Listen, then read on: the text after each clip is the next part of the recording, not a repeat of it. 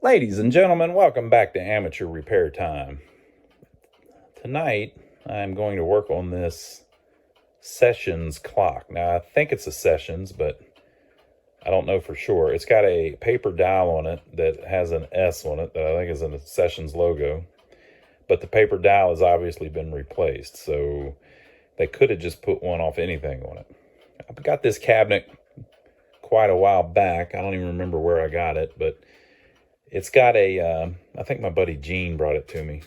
He got it at the flea market or something. It's got a little bit of issues with the cabinet, but it's stuff that I think can just be nailed back in. I have the missing part that goes over there, but I don't have a piece for the top, but I'm not positive that it had a piece for the top. There's a hook on the back of it to hang it on the wall. If you look at the top, there are a couple, like there's some kind of something there and some kind of something there. So I don't know if originally there was some kind of headdress on it. We may be able to look it up and try to find a picture of this thing somewhere. I have seen some of these that that hang on the wall and do not have anything on the top. It kind of looks like it's missing something, but I don't know for sure. So I think we're going to take it apart, see what makes it tick, and then clean it, put it back together, and do any repairs we need to do, and see if we can get this thing to work. I've had it a long time. I bought an ultrasonic cleaner, which has allowed me to really fix a bunch of these movements. I've got a ton of clocks. I've got clocks everywhere. I've got them in the other room and closets, and I just, whenever I see them, I pick them up. I love these things. I just think they're awesome, and they're really fun to work on. The part I didn't like was cleaning them. I wasn't any good at it, but this ultrasonic cleaner really helps me with that. So I've been able to fix a bunch of them lately. So I've been wanting to get to this one, and tonight we will. Look at this. The wood is on the door. That's a little unique. Just a cool old clock. Maybe we can figure out the age of it somehow, looking at the movement. So there is a board here that the dial is mounted to. It looks like I can take that loose with those screws. This actually says Eclipse on it.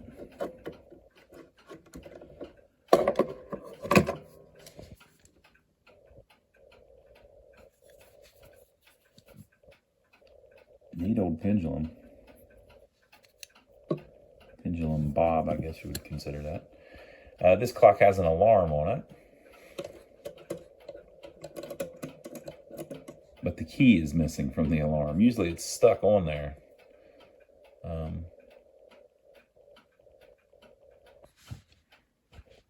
I wonder if this key fits it. So this key has two ends. I think a lot of time that end is to set the speed, like this, make it faster or slower. I wonder if it'll fit this alarm. No, I wonder if the regular key will fit the alarm. Yeah. All right, are you ready to hear it? Let's hear the alarm for the first time in many, many years, or we'll try to.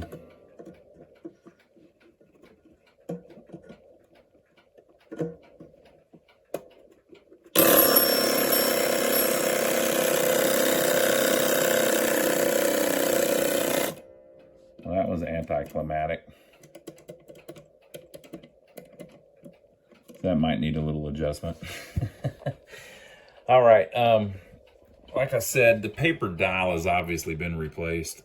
I don't know if we can clean that up. You know, I hate to replace stuff like that. I'd rather just leave it, but it looks like crap.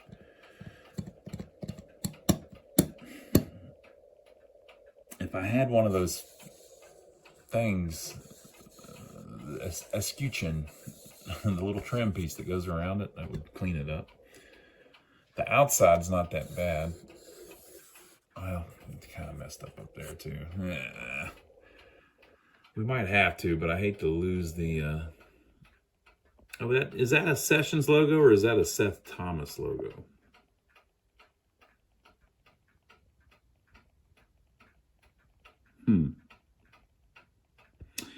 I guess we'll see whenever we get the movement out. We did just work on a Seth Thomas that had this set up here with the hook that this goes in, but it could just be that for a while there were several companies doing that. So how will we ever know? This is definitely different than the Seth Thomas we worked on before. But okay, so if we look at the movement, we will know. So let me see if I can take the hands off and then take those 4 screws out and see if that comes off.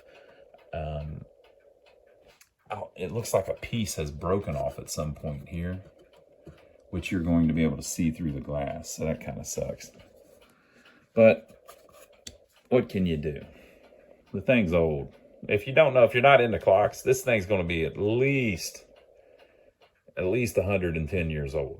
It's probably from the 1800s. They're not super valuable. Some of them are, depending on what they are, but most of the ones I get, I don't even want any that are super valuable. I like ones that are old and beat up a little bit, and I like fixing them and saving them and getting them to work again. So I don't have any that are highly collectible or anything. That one up there, maybe, that's an Ansonia schoolhouse clock. It's pretty big and super cool. It might be worth a little bit, but all fixed up, this clock would be worth maybe $100. So they're not real expensive or anything. So like I said, I kind of like messing with the older ones that are just kind of messed up a little bit and need a little hip. So we're gonna give it some hip. So let me take that panel off and we'll see what's underneath it. All right, so that came off really easy. And it is a Seth Thomas. It's the kind of the lyre shaped movement.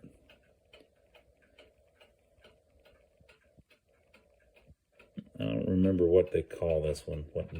Some of these they call like the number 2. There was the 89. I think it's the 89. That's the one we worked on last time. This is different. And you can see that they patented their movement here in 1875. So this is probably sometime between 1875 and 1900.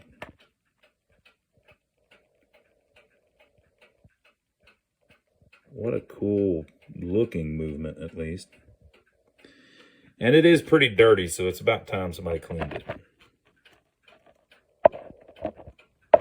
That says 1/2 inch. The 5 7/8 is to tell you how long the pendulum leader is supposed to be. I never know, though, where they're measuring it from.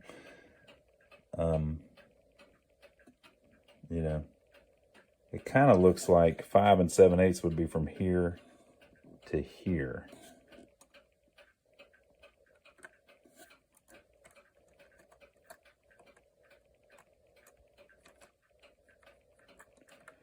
Kind of looks that way to me.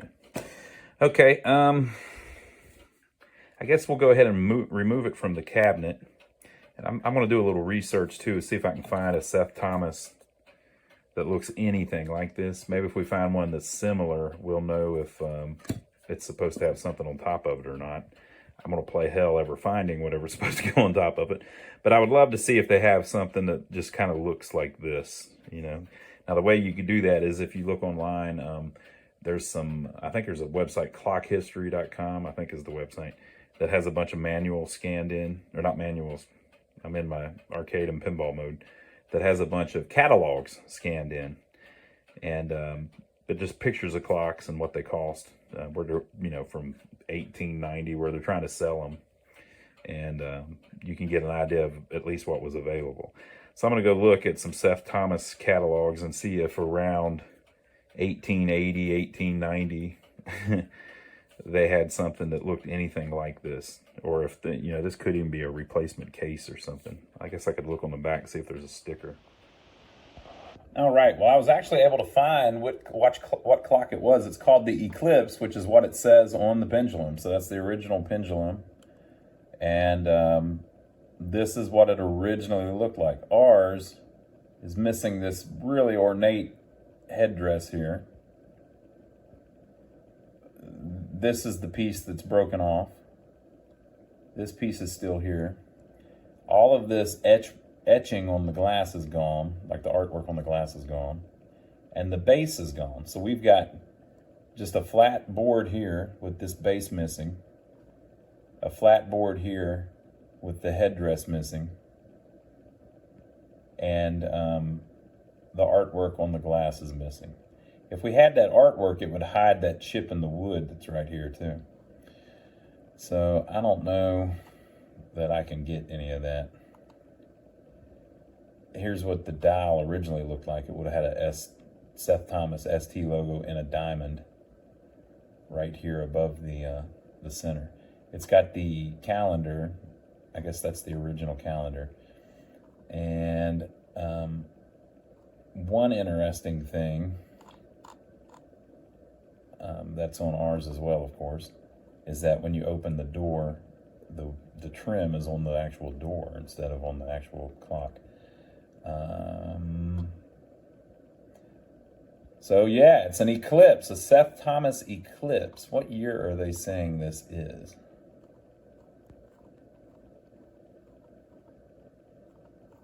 Or do they know? Maybe they weren't able to find it. Looks like that lyre movement was only made till about 1885. So it was probably shortly after whatever that patent date was.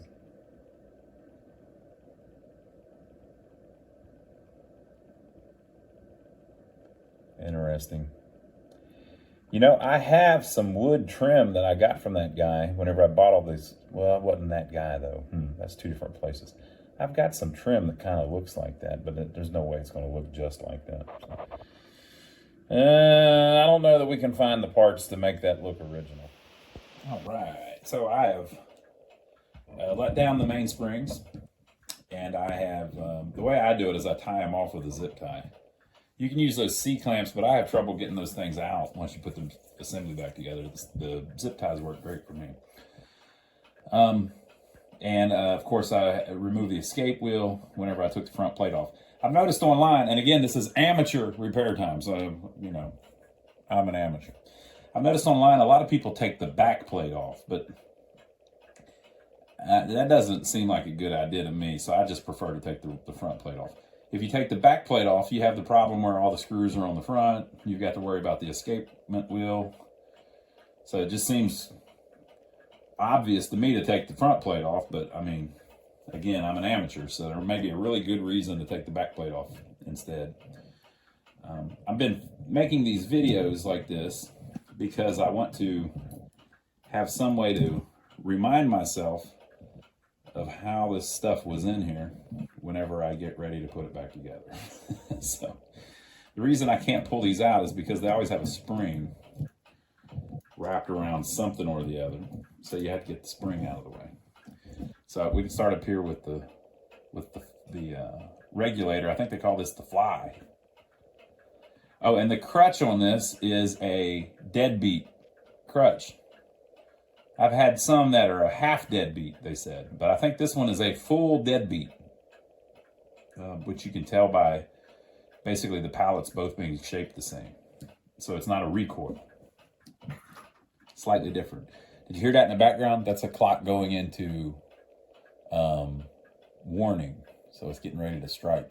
Now, one of those, I don't have the hour set right. They're both set properly, but they don't have the, one of them doesn't have the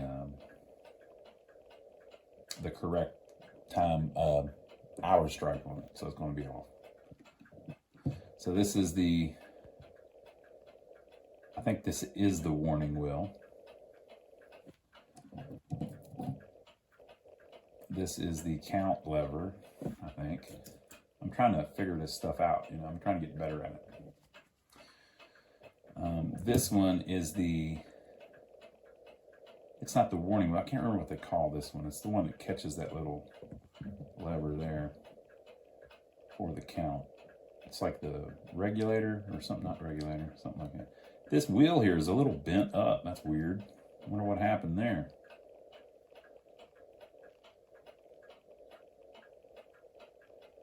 What do we need to see all this stuff get clean? It's the second wheel. Ooh, I haven't seen one with all these clicks on it. I'm not sure what that's for. Maybe to hit. No. Yeah, it must be involved with the strike, which this is the strike side, so it makes sense.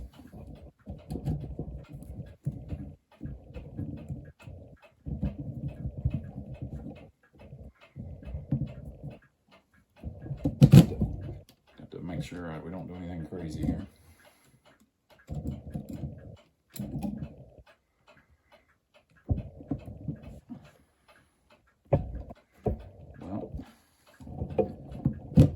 Trying to pull the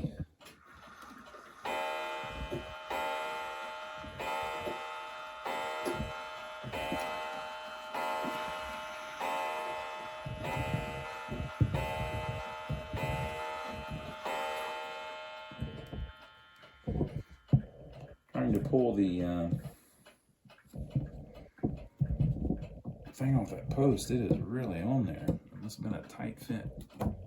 All right, we got it. It scared you, didn't it?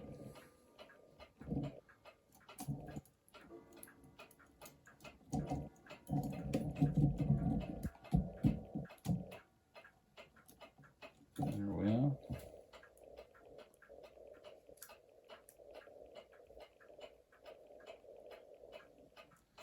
It's got two of these, which I think means that it's going to strike on the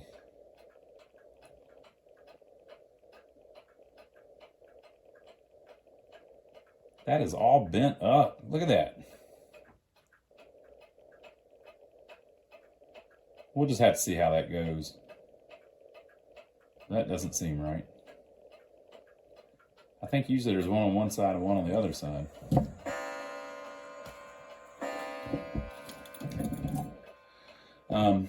And this one is very crooked. It's obviously been bent. So maybe that's how they do the warning on this one. I don't know. We'll see. If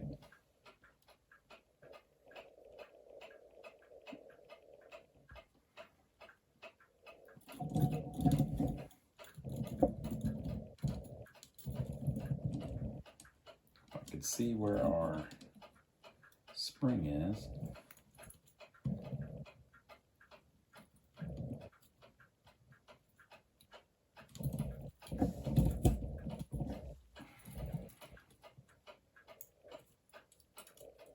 Oh, okay, it's wrapped around a pin on the back.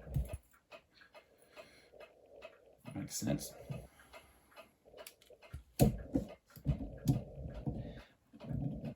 The first few I've done, I've tried to keep the time side wheels separate from the strike side wheels, but you don't really have to do that because the strike side wheels, one, they'll all kind of only go one way.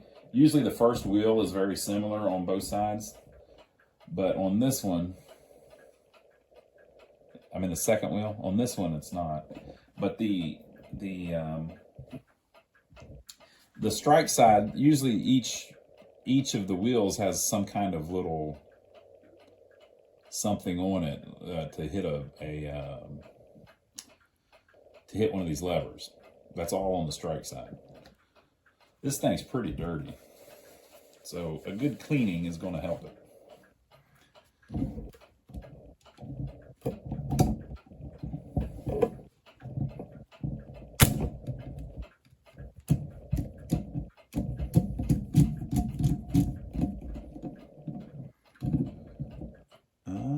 They have a, okay, that explains it. There is a copper pin, a tapered pin in it, holding it from coming up. there's a spot for it over here, but it wasn't in there. And I was able to just pull the spring out, even though it gave me some trouble. All right, there's that. And let me get something to take that out so I can do it safely. All right, folks, so there's what we've got. Everything was cool, don't worry about it. So lately I've been counting the parts. I think that's kind of neat. Most of them have 20 or 21 parts internally, not counting the crutch and the verge and the pendulum suspension spring. All right, so one, and I'm counting I don't take the spring off the wheel. So 1, 2, 3, 4, 5, 6, 7, 8, 9, 10, 11, 12, 13, 14, 15, 16, 17, 18, 19. Yeah, this one's a little simpler, maybe, possibly. There's 1 or 2 things missing, maybe. I don't know. It seemed like it's the same. I didn't notice anything majorly different. Okay, so I'm gonna go put them in the ultrasonic cleaner. See if I can clean up the plates and the grate wheels first, and then we'll see what they look like with everything clean. Okay, so I was able to get them all ultrasonically cleaned. It does a pretty good job, but it doesn't get everything off, which is kind of how I want it. I don't want it to look brand new. I just want it to look fairly clean. So it has little dark spots and stuff on it that don't come off whenever you do the ultrasonic cleaner. But you can see it gets most of the old dirt and grease and dust off of it. But you're going to have spots here and there. You could probably go over this some more with Brasso or something and get it to be really shiny, but again, I'm not looking for really shiny. So the pivots, it gets pretty clean just being in the ultrasonic cleaner. You could polish these. That's kind of what you're supposed to do. Let's see how bad they are though without, I can get the camera to focus on it.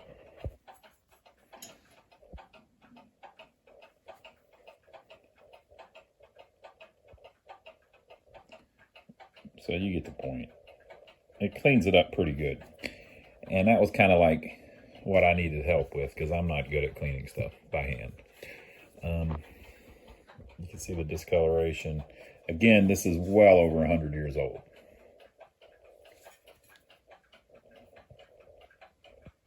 So I'm quite happy with that being 100 years old. I think it looks good. And just so you can see up close the name.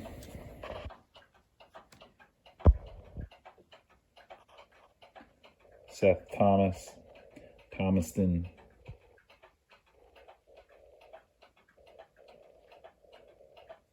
Does that say Court? Thomaston Court? Is that what they're saying? No, Thomaston, Connecticut. Thomaston, Connecticut, USA. It was patented in 1875. I read online and they acted like this liar movement. They kind of stopped making them about 1885. So it would have been sometime in between there. 5 7/8, we talked about that. And you can see how it's not completely new or anything. All right, so I'm going to check the pivots, but I don't really see any that are all that worn, to be honest. I think this one is in a lot better shape than they usually are.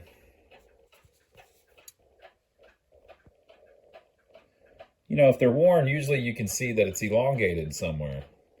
These have either perfectly worn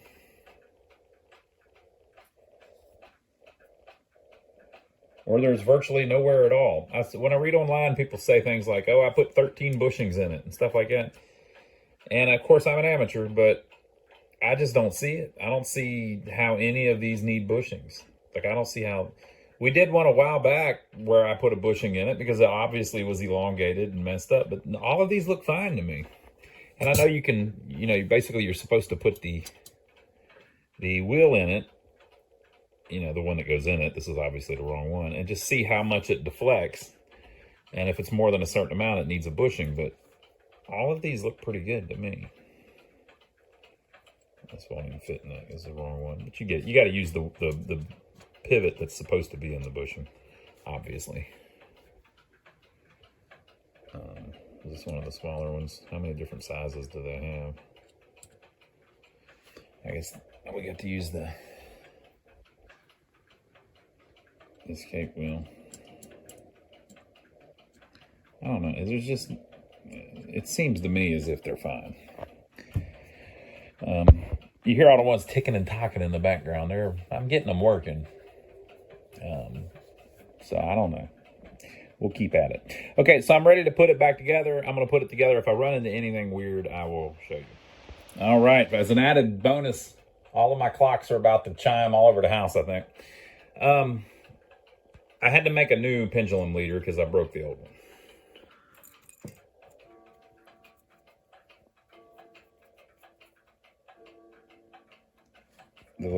The feather broke off of it. That's all right. That's pretty common. So I bent a new one, tried to make it exactly the same length. I got it all back together. I oiled every pivot. I cannot find a pivot, in my opinion, that needs a bushing or anything. I mean, I don't know if somebody's done it or if this thing just never got used. Or maybe this is just a really nice design, this lyre movement where you just don't need them, but I just don't see it. I was hoping to find some that I could rebush, but, you know, I don't want to do it if it doesn't need it. Okay, so... Oh, that's the slow one. That one chimes really slow. Or not chimes, strikes really slow.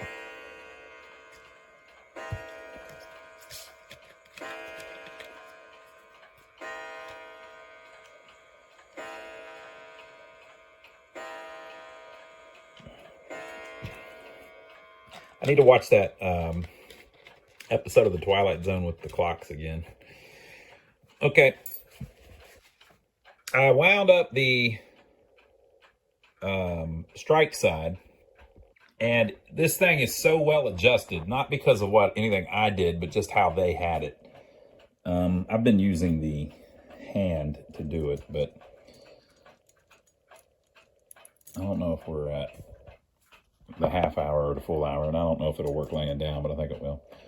Oh.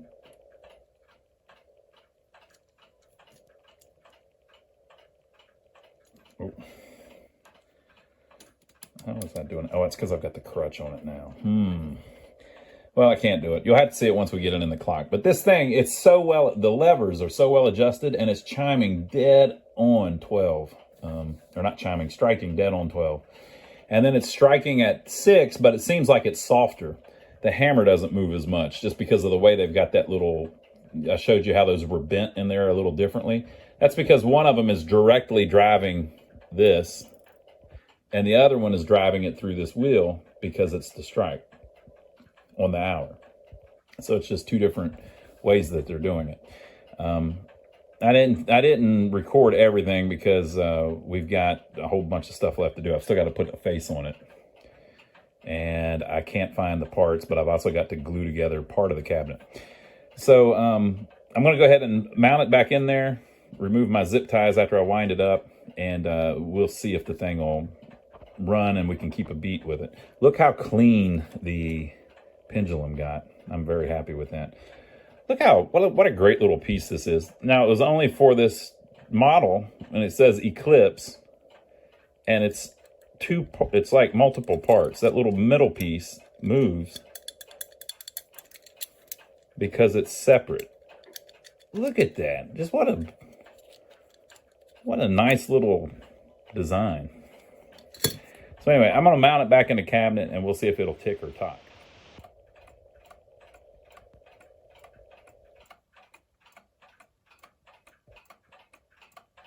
It's a little out of beat, but we'll mess with that once we get it wherever it's going to sit.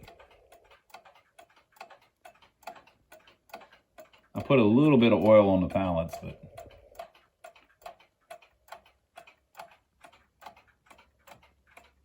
it's got a nice wide swing on it. It's almost, I don't know, I may have made the leader a little bit too long. I matched it up, I thought, exactly how it was. I need to look at the video I did at the very beginning to see if this is lower than it was, because it's almost at the bottom. It's got probably a 1/4 inch clearance. It's not, it's pretty close to the wood, so I don't know if it was that low before. I may have to rebend take a little bit out of the length of the suspension spring there, the pendulum spring there, because I've got plenty of adjustment room on that. You know, you turn the knob to go up and down. I'll bet it's going to be too slow in that position because it's way down. So I'm just going to watch it a while and see how it runs. I did have to put 2 new screws up in there. One of them was definitely the wrong one. It was an older one, but it looked like crap. And one was missing. So I'm going to watch it a little bit. I'm going to put some hands on it and just see if it seems to be keeping decent time. I guess I could try to do the strike. Okay, so it is in, I think it just went in warning. Or maybe not. Okay, that's warning, so we've got this in the wrong spot. Okay.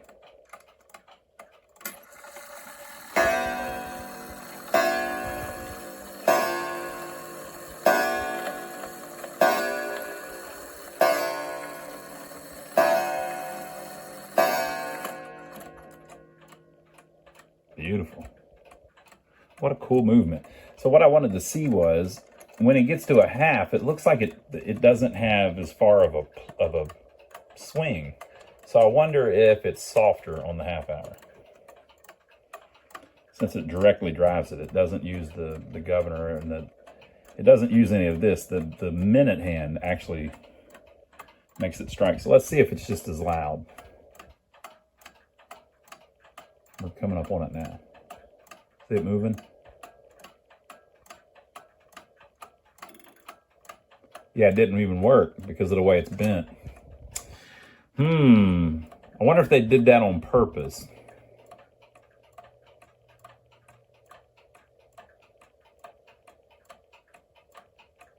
See, what would fix that? That would take a kind of serious adjustment. There's a little lever that sticks up in there. And then as that arbor turns, there's a little pin on the side of it that pushes that lever out. And eventually you get to a point where the lever goes by it, and I guess it's going this way, and it drops it back. So what's going on is that lever is pushed where it doesn't move very far. So this is pushing it out, but just a little bit, and it's not enough that it can actually go over and hit the gong.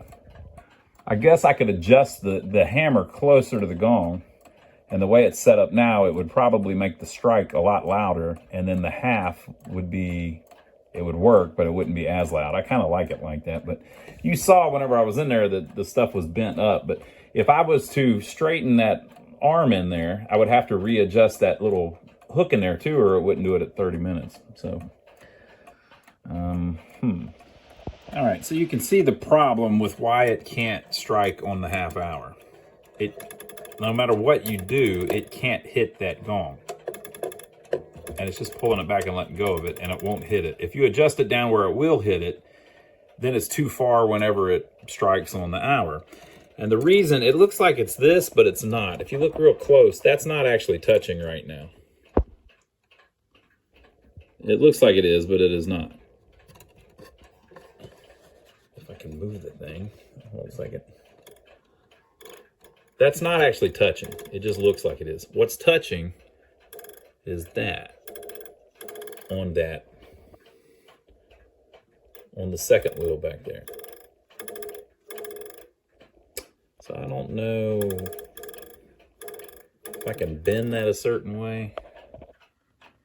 Basically, I need it where when it stops after the strike, which is how it is now, I need it to where this is resting against that. Because when it strikes, when that wheel goes by and it lets that go back, this hits that, and we've got it adjusted to where it hits the strike. I mean, the gong. But because of how that rests holding the pin, it doesn't allow this to be in the correct position. It could just be as simple as bending that down a little bit. Actually, I think that would probably do it. I'm gonna mess with it and bend it a little bit and see what I can figure out.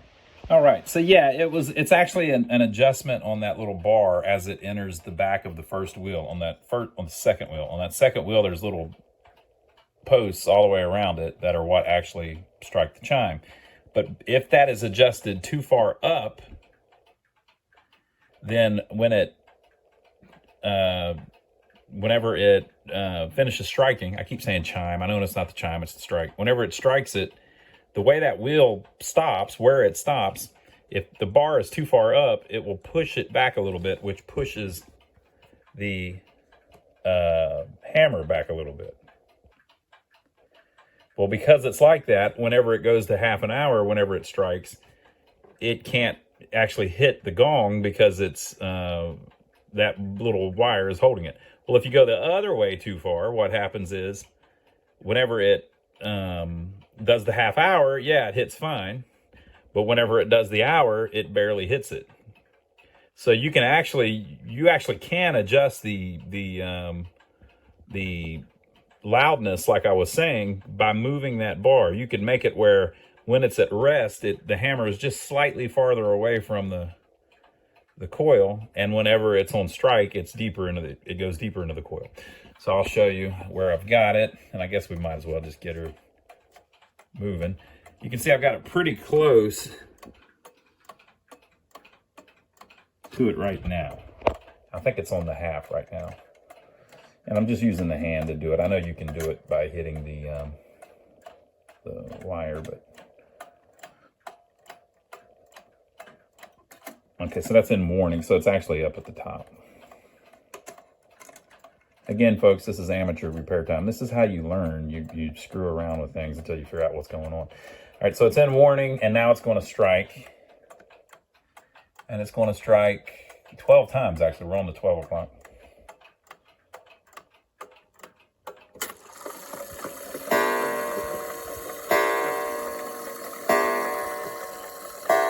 I might back it out just a little bit more so you get a little more of a ring, you know. It doesn't sound great. But that would just be moving the hammer out slightly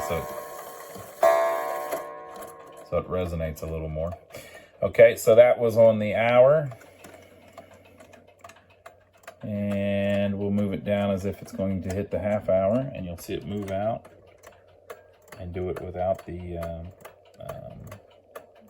strike side. It's just doing it with the time side.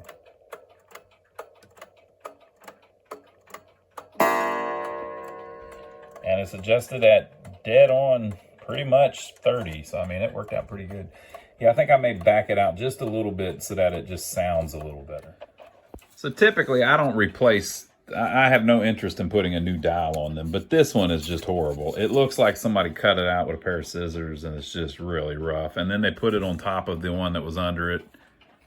Very ugly. So I'm going to try to remove it and see what the original one looks like down underneath there, if there even is one. And then we'll put a new one on it. I've got plenty of paper dials that we can put on there that'll look better than that. So it appears this one has the Seth Thomas logo like this. I'll look again at the Eclipse pictures that I've seen online and see what their dial looked like. I've got a whole bunch of the different styles. Let me see if I can remove this though, and we can see what it looks like under there. All right, so that just peeled right off. It looks like maybe there wasn't two dials. It looks like they may have cut part of the paper from the dial, the replacement dial, and just had taped it under it and stuff to try to fix where they messed up. And this is what's left of the original dial, so obviously can't use any of it. I'm gonna hit that with a wire brush and clean it up a little bit, and then we'll pick out a replacement dial. All right, so since the clock is so old and beat up and it's got parts missing and everything, I went with the ivory face instead of the white, because I thought the white would just look obviously too new. This still looks pretty new, but whatever. And I've got this little circle cutter. This is called a car build circle cutter.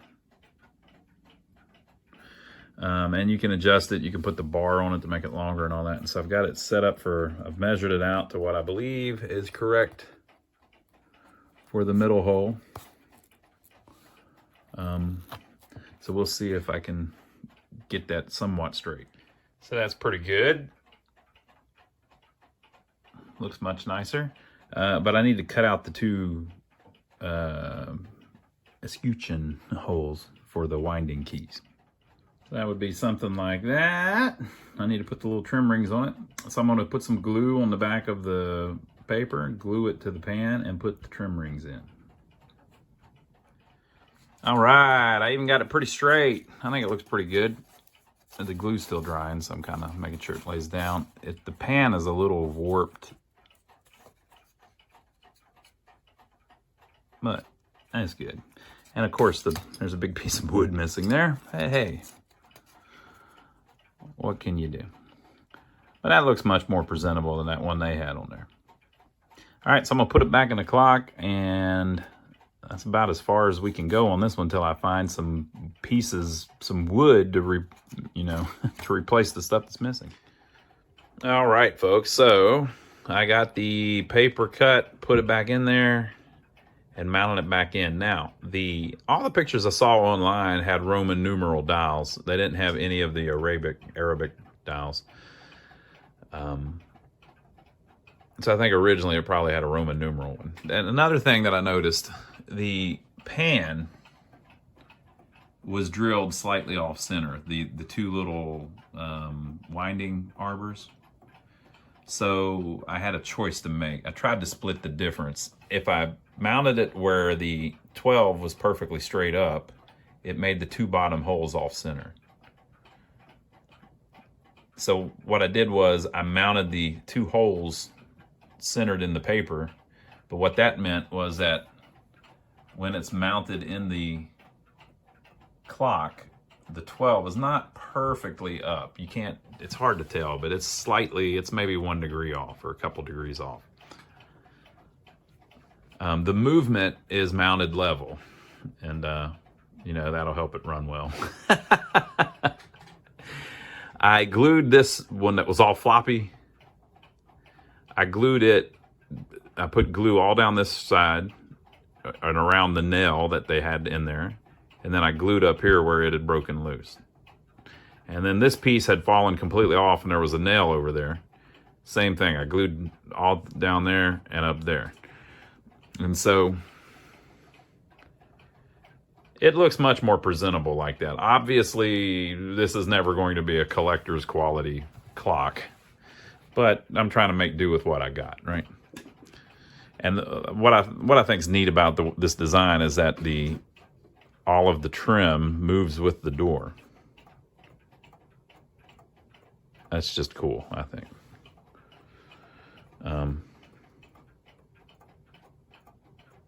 So it seems to be keeping good time. It's in beat, which is more than I can say for some of these clocks. It's got we got a Seth Thomas identification on the dial now. I guess we did before, but it was that weird logo that didn't look right. Yeah, so there we go. I'm happy with it. And it's doing this. Oh, I didn't get the time back to where it's supposed to be yet, but you can see here.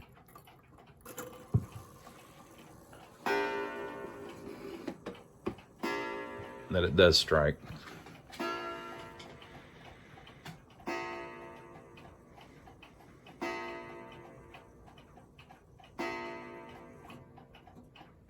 So I got to go a couple more. But yeah, I think it came out pretty nice. If I'm just going to look around, and if I ever find the headdress part that goes on it or the bottom part that goes on it, I will certainly buy those, and one at a time if necessary, and put them on the clock. Oh, the glass. The glass originally had like two little lines here and like a little circle where it's like, I guess it's like street lights or something, and kind of like a garden look. Is this the one that had the flamingo on it? I think it had a flamingo on it. But anyway, they make a reproduction glass of that, but the problem is it doesn't perfectly fit this. It's too big, so I'd have to cut it down, and it's expensive. It's like $20 some, and then you have to cut it, and you might break it, so I'm just going to leave it how it is for now. If I do find the correct glass, or even a decal, like a rub for it, the art will cover this and probably disguise that piece of wood is missing. So there's art up here, down here, and then all down here too. So I need that. I need the headdress, and I need the bottom tag tail piece so that I can hang it on the wall. But I'll tell you another thing. I've got 1, 2, 3, 4. I've got 5 clocks in here running right now. One of them isn't running because it's a 30-hour. I've got 5 clocks that I've been running, and 2 of them are Seth Thomas. And in my opinion, the Seth Thomas ones just run a little better. They're dead on it. They have beautiful bobs. And they just keep on keeping on. So I like the Seth Thomas stuff. I'm not saying anything bad about any of you other clocks. I'm looking at you, Waterbury. But these Seth Thomas ones they're just very well-made clocks. It's a shame this one's been so abused, but, you know, it's 120 years old or whatever. What do you expect? All right, folks, so there you go. I hope you enjoyed it. Now, if you enjoyed watching me work on this clock, I've done some others. I am obviously an amateur, but here's another one that I was able to repair a little while back. I'll see you on that video.